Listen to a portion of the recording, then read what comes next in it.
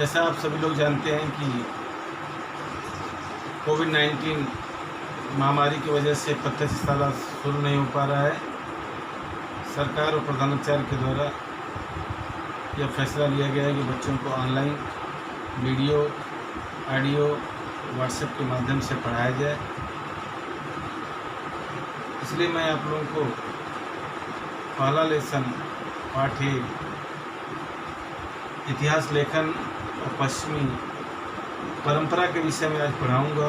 उसके विषय में आप लोगों को समझाऊँगा, उन मुद्दों से जुड़े ज़रूरी बातें बताऊँगा।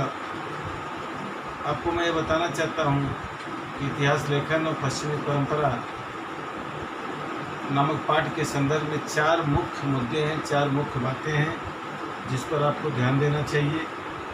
पहला पॉइंट है इतिहास लेखन की परंपरा। दूसरा है आधुनिक इतिहास लेखन। आधुनिक इतिहास लेखन कब, कैसे, किस तरह प्रारंभ हुआ।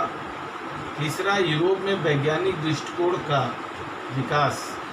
यूरोप में किस तरह से वैज्ञानिक दृष्टिकोण का विकास हुआ इतिहास लेखन के संदर्भ में। चौथा है इतिहास लेखन के विषय में कि महत्वपूर्ण विचारक कौन कौन से हुए, किन किन देशों में हुए, उनका क्या मत रहा इतिहास लेखन के विषय में। बच्चों मैं इस संदर्भ में ये बताना चाहता हूँ कि भूतकाल में घटित घटनाओं के बीच क्रमिक संगत बिठा करके, यानी भूतकाल में जो घटनाएं घटित होती हैं उनको क्रमबद्ध सुचारू रूप से संगतबद्ध करके उद्देश्य हेतु इतिहास का अनुसंधान करना, लेखन करना, इस प्रकार से अध्ययन किया जाता है। वैज्ञानिक अनुशाखाओं में उपलब्ध ज्ञान की सत्यता की पड़ताल करने हेतु प्रायोगिक पद्धति एवं प्रत्यक्ष निरीक्षण का अवलंब किया जाता है। इतिहास के अनुसंधान अथवा शोध कार्य में प्रायोगिक पद्धति और प्रत्यक्ष निरीक्षण का अवलंब करना संभव नहीं होता, क्योंकि इतिहास की घटनाएं घटित हो चुकी होती है। जैसे मैं एक बात बताऊं कि हमारा देश 1947 में आज़ाद हुआ। आप सभी को मालूम है, मुझे मालूम है, सबको मालूम है। कौन कौन से समाज सेवी, कौन कौन से स्वतंत्रता सेनानी किस तरह का देश सेवा में किस तरह का त्याग दिए। अगर आप उसको बोलेंगे कि आप प्रत्यक्ष दिखाइए तो ये तो संभव नहीं ना। जो हमारे स्वतंत्रता सेनानी शहीद हो गए हैं वो तो जिंदा हम कर नहीं सकते। तो इस तरह से हम प्रत्यक्ष सब कुछ, हर बातों को प्रत्यक्ष उसका जो है विश्लेषण नहीं कर सकते हैं। इस तरह से इतिहास अनुसंधान की जो पद्धति होती है उस पद्धति को सुव्यवस्थित और क्रमबद्ध लय से ज़्यादा लोग जिस प्रसंग को, जिस मुद्दे को, जिस घटना को सत्य माने, हमारे इतिहासकार उन्हीं मुद्दों पर लेखन करने का प्रयास करते हैं। तो आधुनिक इतिहास लेखन के विषय में बताऊंगा।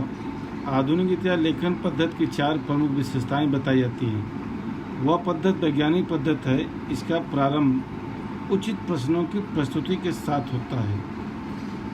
वे प्रश्न मानव केंद्रित होते हैं, अर्थात वे प्रश्न भूतकालीन विभिन्न मानवीय समाज के सदस्यों द्वारा विशिष्ट कालावधि में किए गए कार्य व्यापारों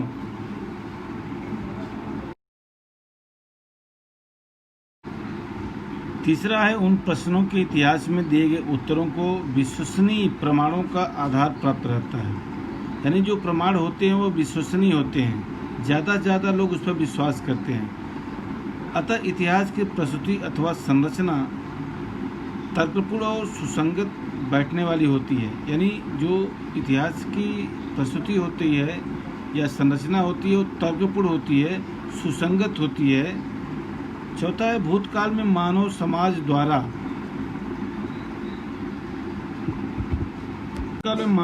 द्वारा किए गए कार्य व्यापारों के आधार पर इतिहास में मानव समाज की प्रगति का अनुमान किया जाता है। अब बच्चों तीसरा पॉइंट है जिन मुद्दों के विषय में मैं आप लोगों को बताया था कि इन मुद्दों पर आपको ध्यान देना चाहिए।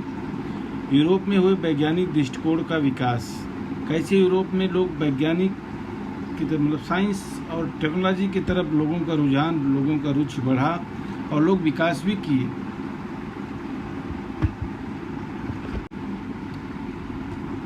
तीसरा पॉइंट है बच्चों, यूरोप में हुए वैज्ञानिक दृष्टिकोण का विकास और इतिहास लेखन, किस तरह से वहाँ के इतिहासकार का वैज्ञानिक दृष्टिकोण बदला और इतिहास लेखन किस तरह से प्रारंभ किए।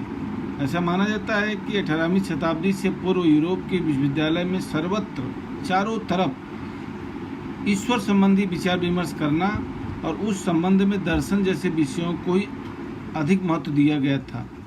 परंतु इस स्थिति में धीरे धीरे उन लोगों में, उन इतिहासकारों में, वहाँ के विश्वविद्यालयों में लोगों की मनोदशा, लोगों की मनोवृत्ति, लोगों की विचारधारा परिवर्तन होने लगा। ऐसा बताता है कि 1737 में जर्मनी के गोंटिगन विश्वविद्यालय की स्थापना हुई। कभी हुई बच्चों?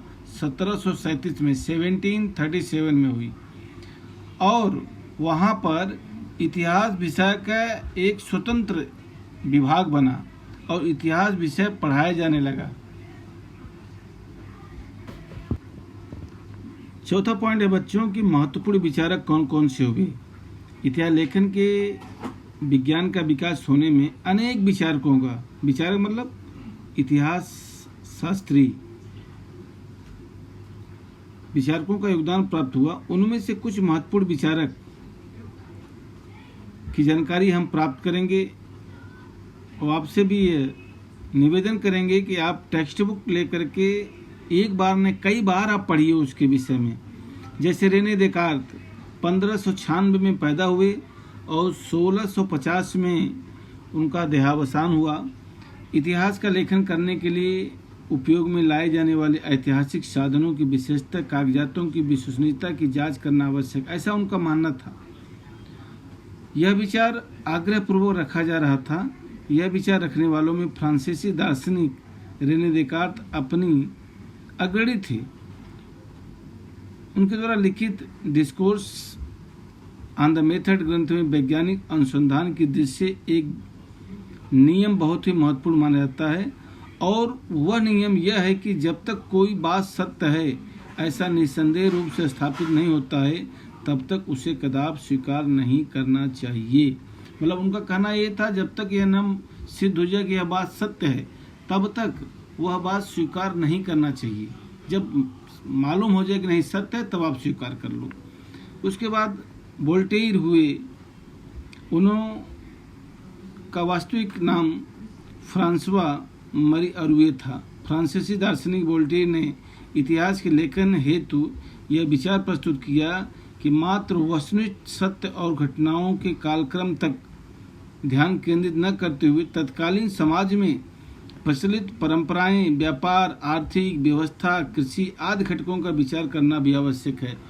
वह यह मानते थे कि जो वस्तुनिष्ठ जो प्रश्न है उस पर विचार न करके, बल्कि तत्कालीन वर्तमान समय में जो तत्कालीन समाज में जो प्रचलित परंपरा है, हमारे समाज की जो परंपराएं हैं, जो व्यापार की स्थिति है, जो समाज की जो आर्थिक व्यवस्था है, उसके विषय में भी इतिहास को प्रस्तुत करते समय अथवा उसकी रचना करते समय मानवीय जीवन का सर्वांगीण पहलू रखना चाहिए।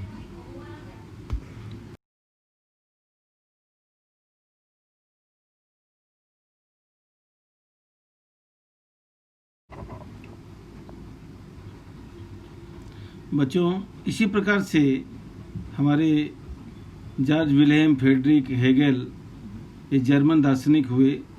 उन्होंने जो है ऐतिहासिक यथार्थ अथवा वास्तविकता को तर्क शुद्धता पद्धति द्वारा प्रस्तुत किया। इसी प्रकार से जो है लियोपार्ड वान रांके हुए। उन्होंने 19वीं शताब्दी में किए जा रहे इतिहास लेखन की पद्धति पर प्रमुखतः बर्लिन विश्वविद्यालय के लियोपार्ड वान रांके के विचारों का प्रभाव दिखाई देता है। उसने बताया कि इतिहास विषय के अनुसंधान में विश्लेषणात्मक पद्धति किस प्रकार की होनी चाहिए। मूल दस्तावेजों के आधार पर प्राप्त जानकारी सबसे अधिक महत्वपूर्ण होती है, इस बात पर उसने बल दिया। कार्ल मार्क्स भी हुए 19वीं शताब्दी के उत्तरार्ध में, यानी 1850 के बाद की बात मैं कर रहा हूँ। कार्ल मार्क्स द्वारा स्थापित सिद्धांतों के परिणाम स्वरूप इतिहास की ओर देखने के दृष्टिकोण में महत्वपूर्ण परिवर्तन लाने वाली